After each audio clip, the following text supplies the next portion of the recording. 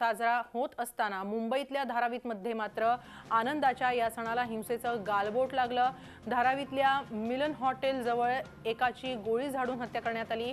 धारावी झोपडपट्टीतल्या वखार गल्लीमधील दुपारी 1 वाजण्याच्या सुमारास ही घटना करण्यात आली आहे। हत्या करण्यात आलेल्याची ओळख पटू शकलेली नाही।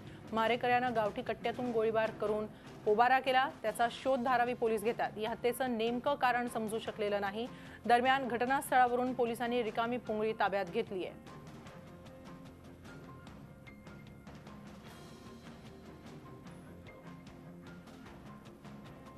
प्राथमिक जे आम्हाला दिसते आहे की त्याला गावठी कट्ट्याने त्याला फायर केलेला आहे, कारण जागेवर स्पॉटवर 2 पुंगळ्या मिळालेल्या आहेत। परंतु बॉडी आयडेंटिफिकेशन झालेलं नाही आम्हाला, कारण त्याच्याकडे कुठलाही मार्क नाही आहे। तर आमचं त्याला बॉडी आयडेंटिफिकेशन करणं आमचं प्रिलिमिनरी आणि प्रायोरिटी आहे आमचं। तर आम्ही टीम फॉर्म केलेलं आहे।